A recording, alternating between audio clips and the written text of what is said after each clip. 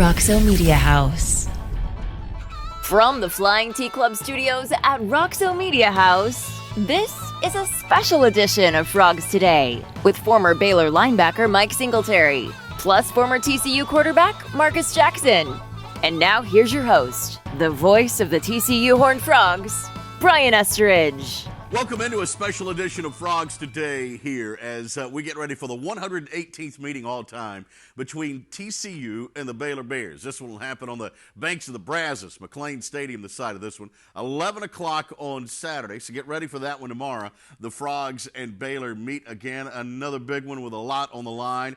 And one of the greats in Baylor football history has carved out some time for us here on Frogs Today. We are honored to welcome to the show the great Mike Singletary joining us right now. Mike, great to see your face. Thanks for carving out some time for us. Well, thank you very much. Let's dive right into this one. I want to know, back in the day when you were playing, how was that rivalry between TCU and Baylor? 83 miles apart from the campus. Was it as heated as it is today?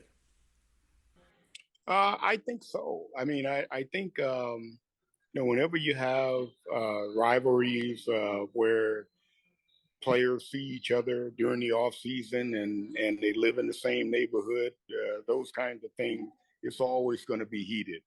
So I don't think it's any different this year. You know, we were talking earlier about how Baylor over the years, and TCU has too, has changed in that you think about 5, 6, 7 years ago, Baylor was all about offense. Coach Aranda comes in. You got to be satisfied with this defense that he puts on the field week in and week out. Well, they play hard. They got good talent, and they're a very solid team. Defensively and offensively, they're continuing to come on as well. It's pretty interesting to see how these two private schools going up against the big boys, the state schools, have had success over the last couple of years in this league, isn't it?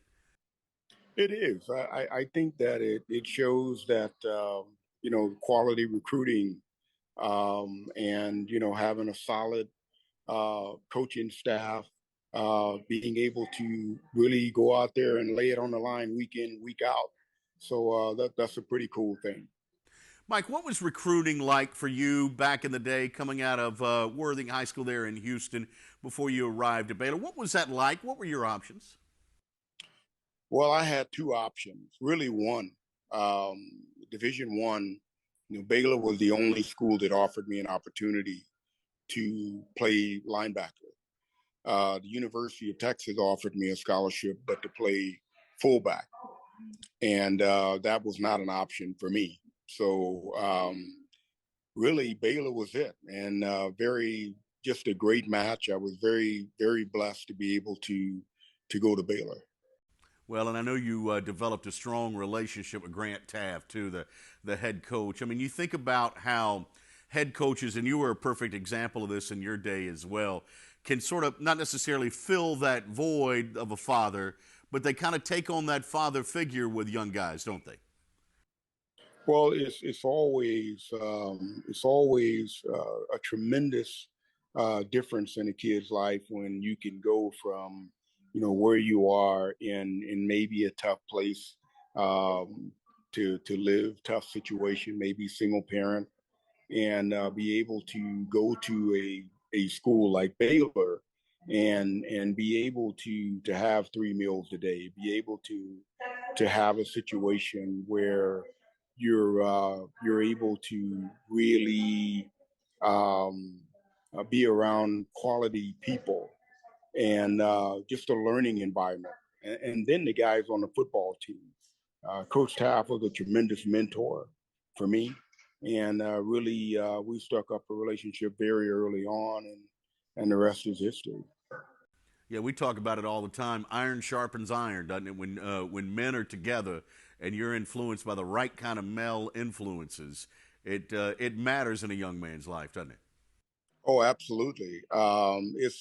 It makes the difference. It's night and day. A lot of guys that I've come to know, they talked about their college coach, and it wasn't anything like my experience.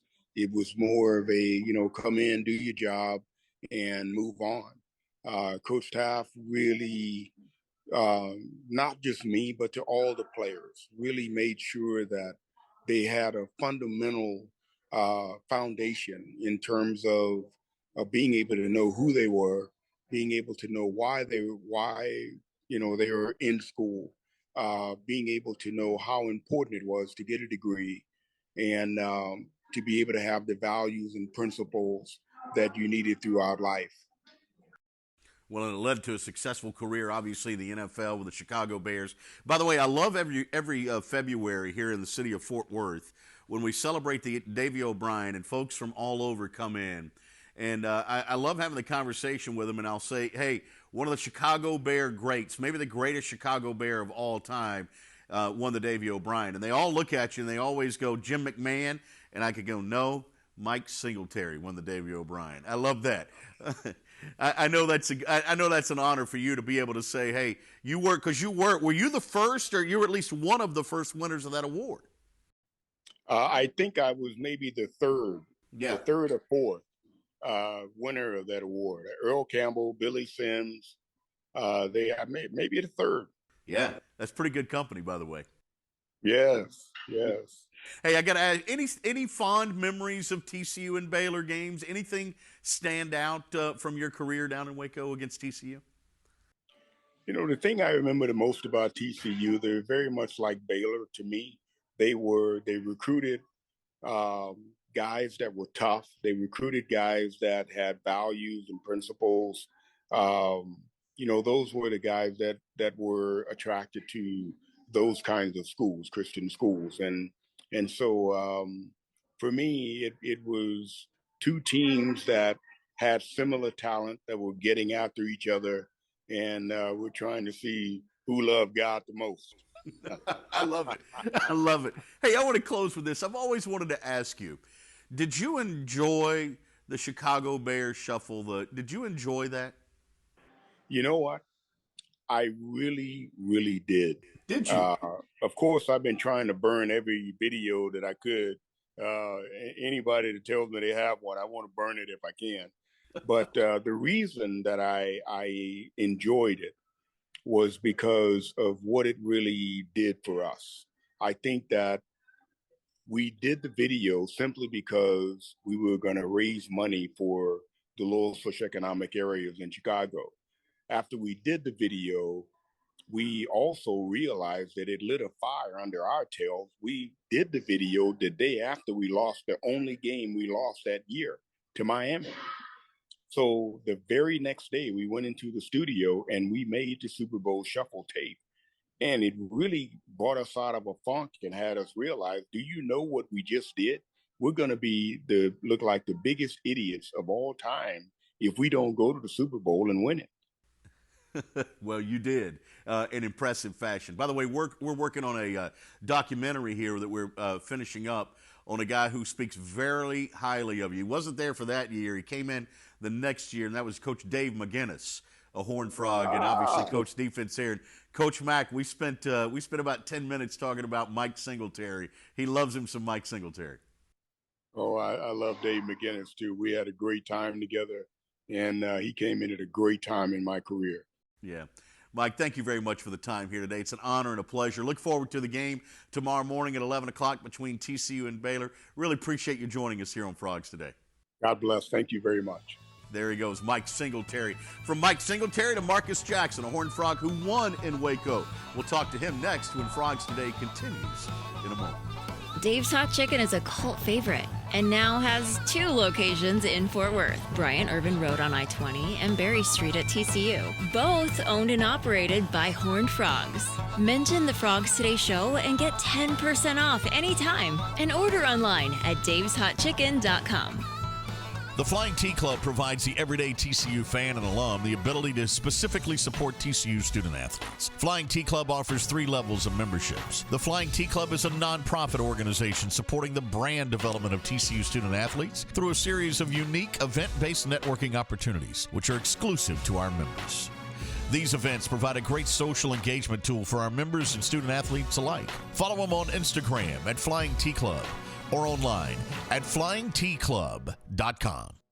Texas-based Happy Water offers the best-tasting, sugar-free kids drink ever made. Happy Water comes in 4 delicious flavors that you can find at local retailers and on Amazon. Each pouch contains 0 grams of sugar, 0 calories, and 0% juice. Head to happydrinks.com for more information and to purchase Happy Water. That's HAPI drinks.com. Live happy, be happy, drink happy. For exclusive interviews and content on TCU recruits, subscribe now at frogstoday.com. Any sport, anytime. It's your source for all things TCU. Only on frogstoday.com. Welcome back into Frogs Today. Awesome conversation there with Mike Singletary. Time to shift gears now to the Horned Frog side of things as TCU gets set to take on the Baylor Bears tomorrow at 11 a.m. there at McLean Stadium in Waco. And why not go back a few years here to the season opener when Marcus Jackson was a freshman quarterback at TCU? I'm right about that, right? Were you a freshman that year, Marcus? I was a redshirt freshman, yes, sir. That's right. I remember. So Frogs roll in. It won like 10 in a row if you go back to last year. Taking on the Baylor Bears. Everybody had circled that game. This is going to be a high-scoring shootout. What's going to happen down in Waco? Jeff Ballard's the starting quarterback coming off a great year the year before, and he gets hurt.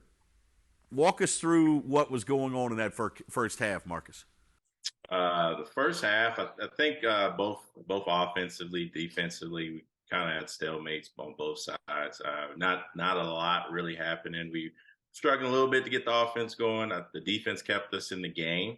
And so that first half, we go into that. And I didn't see the play, obviously what happened. But I know going into the half, we talked about our game plan. We talked about how we were going to execute to get some stuff going for us offensively. So I go out there, I do my regular warm-up, and literally about 2 minutes before they're kicking the ball off to us, Dan Sharp comes over and is like, "Hey, 11, I need you to get ready to go in." Ballard's out for the second half. So, and I guess I got to ask this: were you ready to go in? Yeah, I was ready. When he told me, I was like, "Well, taken back," because I didn't in the locker room. It wasn't said that anything was wrong with them. So I got a hold of Blake Shooter, who was our center at the time. Took a couple snaps. And got ready to go in and perform. Marcus, leading up to that game, tell me about your preparation for the season. Obviously, Ballard returns as a starter. How did you prepare for the year? Did you walk into it thinking I'm battling for the starting job, or did you walk into it thinking, hey, I just got to do my part to be the solid backup here? I always walked in each year with the idea that at any given moment, any given play, my number be called. I'll be the starter at some point. So I always prep for each game. Going into training camp, Winder, great coach Winder, coached me as if, he didn't treat me any different than anyone else. He coached me as if I was the guy that was going to go out there and win some games. So I was always prepared to go in and execute and do just that. It's amazing. We've had these quarterbacks on our Football Intensive Friday editions of Frogs Today, and every week we've had another quarterback on, and every one of them, Sean Stilley, Jeff Ballard, Ty Gunn, Marcus Jackson, they always bring up Coach Winder and how he prepared you for big games. If you were a part of those TCU practices, you knew what intensity, the level of expectation that he brought every day. And his biggest thing was, don't tell me about what you did on the last play.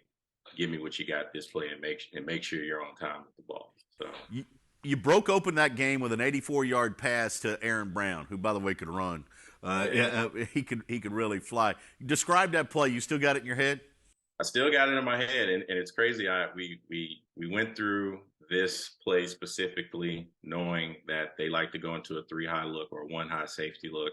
I remember vividly, I needed to take a look at the front side safety, watch him roll down. If that was the case, take the high safety, look him over off to the field side, and once Aaron cleared the linebackers, to take a peek back, make sure he's open, just deliver a strike.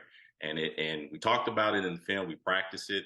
I kid you not, it happened so slow during the game. I knew it was a touchdown the minute I saw the safety come down. and the backside safety roll to the field, I was like, I mean, this is easy money here. So all I did was just make sure I didn't overthrow Aaron and just make sure I gave him a good ball to catch. Hey, Marcus, what was that play called? Do you remember the call? I don't remember the play, and Okay. I just know we had verticals up the field, and I know I needed to bring that safety over to make sure I can open up Aaron on the backside. You had another touchdown pass in that game too. I think was that Quentin Cunningham maybe? Yep, Q the tight end. I'm in the red zone. I don't remember what the play was called. I remember thinking we had a slant, I believe, on the outside. And Q was on the line of scrimmage. The inside coverage of the corner, I believe, was not giving me a great look to take the outside. Q popped open slightly late over the middle, and got him in for a touchdown as well. 17-7 was the final. Frogs beat Baylor that day in the season opener. And if you remember, folks, that was before the days of the Big 12. So, Marcus, this was a big game to be taking on a team that was already in the Big 12, 83 miles or whatever it is apart. There was a lot of and by the way, let's not forget, the two head coaches weren't real fond of each other. I mean, there was a lot of emotion in this game. Mm-hmm. A lot. Obviously, a rival that's been going back since forever. They wasn't fond of us walking in their stadium, definitely. So, and for what it meant for the program at that time. I mean, you think about it at that time, we were a bunch of 2-3 star recruits. We were always the underdog. We were always overlooked. Patterson was just all about us rolling up our sleeves and getting to work. And so that's what we wanted to do, was exert who we were as a program, and that every day we were going to come bring it, no matter who the opponent was. Marcus Jackson's with us right now. Marcus, did Jeff return that following week as a starter? I can't remember. I believe he did. He did, yeah. You and I were talking off air. If there's one quarterback that would benefit the most from today's systems, it would have been you. Your skill set would match up to what Garrett Riley and Sonny Dykes are doing here offensively. Perfect. I wonder if you've allowed yourself to think about that at all. I have. Like I said earlier on off air. I mean, my skill set, what I brought from an athletic standpoint, obviously me as a passer, it's appreciated, it's accepted now, and it's what has driven offenses, and even not just in the collegiate level, but you're starting to see it with the Lamar Jacksons and Josh Allens in the NFL level. It's bought on, and yeah. I would have definitely loved to play in this era for sure, just to see what would have happened. What do you think of Max's game? Max Duggan, man, I saw the progress, from him as a freshman to now. He's definitely careful with the ball. Oftentimes, not to be critical, obviously you don't want to turn the ball over. He does hold it a little bit, but I love his progression. I love his leadership. He's a guy that he is an athlete. He can run. But that it's not the main dish. We're going to slice you up. We're going to hand the ball off. He's going to eat you down the field throwing the ball. And then once you got that covered up, late in the game, we're going to do a little RPO and have him run up the sideline. So, you got to be careful watching him. I think as long as he continues to have the same mindset as he's exhibited throughout the year, I think he's going to be great for us for sure the rest of the season. By the way, folks may not realize this. You had a little pro career afterwards, too, didn't you? You played a little bit after college. Yeah, I played arena ball. I had 2 seasons in Wichita Falls, Kansas, playing for the Wichita Wild. Played San Antonio for a year with the San Antonio Talons in A1, and was in Allen, Texas, playing for the Texas Revolution. Yep. When they were around, and ended in Wichita Falls, Texas, playing for the Nighthawks. Yeah, so I knew you. I'm glad you got to continue to play a little bit. All right, let's update folks on what's going on in your life right now. What are you up to? So now I'm a director of projects for a construction company out here in Houston. So that's where I'm living is in Houston, Texas. So back home. Yes, sir. So that's what I do. I'm currently just chasing around my niece. She's in cheer competition. She has a cheer competition this weekend. So I'm supporting her in those efforts and getting her to enjoy and that aspect of newfound love that she has. And other than that, I'm sitting back opening up a beverage coverage and watching the Frogs play each and every weekend. So I love it. Marcus, you were one of my favorites, man. I just I want that on record. I loved your game. I love how you handled yourself through all of that, and you were always a team player, man. I appreciate you carving out some time for us here today on Frogs Today. Absolutely. Anytime, Brian. I appreciate you having me on. I'm honored. All right, there he goes, Marcus Jackson, number 11. Got that win against the Baylor Bears back in the day to open up the season. That's going to do it for today, this special edition of Frogs Today. Coming up later on tonight now, we've got a live show that's going to be taking place from Lot 12. Jamie Plunkett and Coach David Bowden will deliver that one for you. A little preview of the Horned Frogs and the Baylor Bears. That'll happen live from Lot 12 at the Hyatt Place in Fort Worth at 5:30 tonight, so look for that one. Don't forget Frogs and the Bears tomorrow at 11 a.m. in Waco. And you can go to frogstoday.com for all the latest info, all the post-game analysis and everything will be there on that website. Don't forget to like, share, comment, and subscribe to both our website and to our YouTube channel. If you'd like to be a sponsor, you'll find some information on there as well. For Mike Singletary and also for Marcus Jackson, I'm Brian Estridge. Thanks for joining us today on this special edition of Frogs Today. We'll talk to you soon. Roxo Media House.